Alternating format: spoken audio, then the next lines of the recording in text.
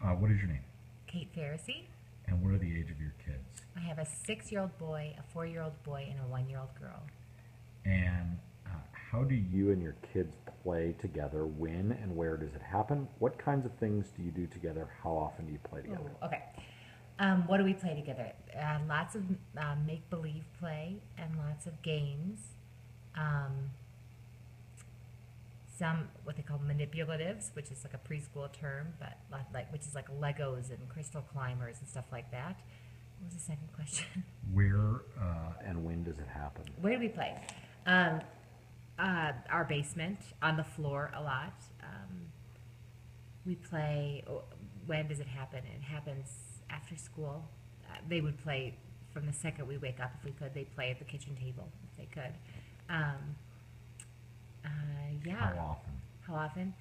Um, you know, like multiple different times during a day. They love to be watched. I've noticed that they like to have me nearby while they play. At least my 4 and 6-year-old, they like me to hear them and to occasionally comment and to be listening, but they don't always want me to entirely engage like they did when they were maybe like 2 and 3.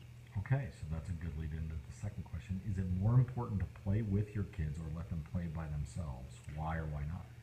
You know, at this point, mainly with the 6 and 4-year-old, I think that it's more important to let them play than insert myself. Which, as a mother, I think sometimes as a stay-at-home mom, I feel the need to insert myself. Like if I'm not actively engaging in their play, what am I doing? When really, I feel like now my imagination cannot keep up with theirs. I tend to like want things to be realistic, whereas they just are still living in la la land, and I bring them down. So I'm finding that they kind of play without me, and I have to resist the temptation to just shove myself in there. My 1-year-old still uses me to play.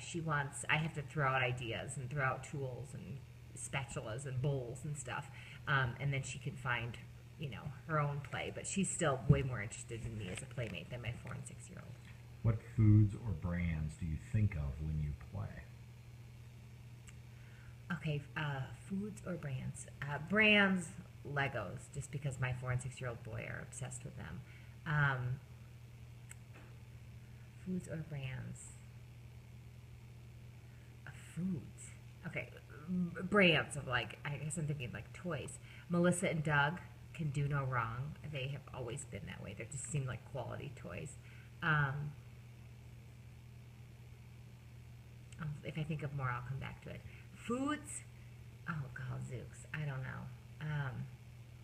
Our boys love Cliff Z bars? They're obsessed with. I don't really think of that as play, but I do think of that as they're obsessed with it. They're also obsessed with Cheez-Its and other things that I don't really keep around. They think are awesome. And gummies, any sort of gummies, that you buy at the store, the fruit gummies. They love those, despite them not really being something we keep on hand that often. What does dangerously cheesy mean to you? Dangerously cheesy. God, if I'm in terms of my kids, dangerously cheesy. A dollar store toys, I think, can be like where we also have treasure chest toys that you get at the dentist office or kindergartners get when they do well at school. They are dangerously cheesy. They're like these little pinball machines and those sticky hands that you throw against a window and they come down, or like tracing things that in theory sound so sweet, but we call them 24-hour toys because they never literally last more than 24 hours. We break them or destroy them, or otherwise they just don't last. But dangerously cheesy. I don't know.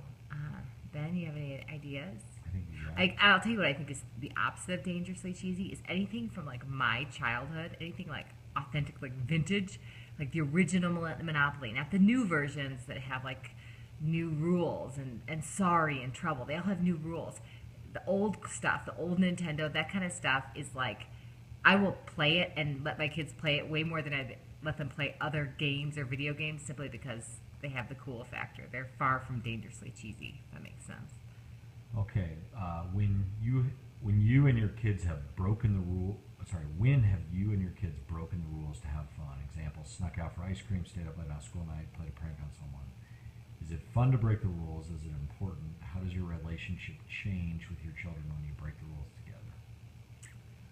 You know, I think it's really, I do think it's important. I don't think it happens that often. I think when it does, both my kids and I feel like we are like guilty of sin. But we personally in our family don't play with guns that often. And my 4 and 6-year-old are really interested in them. In the past year or so, we've incorporated them a little bit more because their interest got so high we thought we were creating monsters by keeping them away.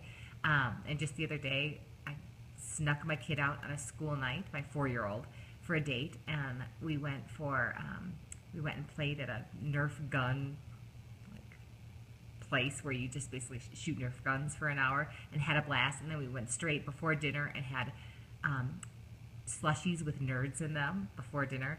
And he was high as a kite, and it was a blast because it was like we were partners in crime. I think it bonded us because in all reality, I don't think he could believe that we were doing something so naughty, shooting guns and eating slushes before dinner. And I think he couldn't believe that I would actually join him in this action. So it was, I do think it's really important. I think as a stay-at-home mom, who my husband and I always talk about, we get to be parents, and we also get to be moms and dads. Being moms and dads is a blast. It's Mother's Day. It's hugs and kisses. It's snuggles. Being parents is discipline. It's making sure they eat right and they're doing their homework. It's not always the most fun stuff. I feel like the breaking the rules is a mom and dad function. It's not always a parenting function. So I do think it's really important, and it's certainly fun for us. It just doesn't, in the busyness of parenting, you don't always have the time to break the rules and be just a mom and dad.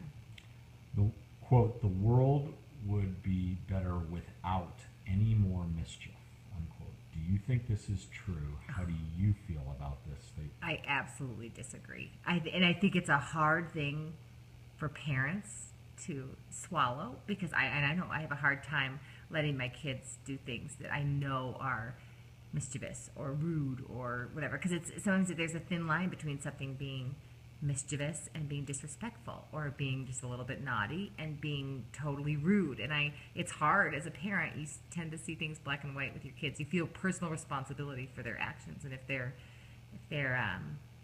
being mischievous too much, whatever that subjective line is, you feel it yourself. You feel like you failed. My mom always has said she had kids so that she could have grandkids. I think that means like you don't. She encourages the mischievous side of my kids. I think you're liberated when you don't feel the personal responsibility, whereas I think with my 3 kids now, I do feel the personal responsibility, and when they're mischievous, it feels sort of disastrous. If Cheetos was someone at a party, who would it be? Oh my God, the most popular kid on the planet. It would be a hot, I don't know what, someone who didn't care about what anyone else thought and was having a good time, probably dancing and other people mimicking their dance moves. Cheetos are the best. I have a bunch of friends who joke you can get like the president in a room, you could get a 4-year-old in a room, and if there's a bowl of Cheetos, they will all end up there. They're that good.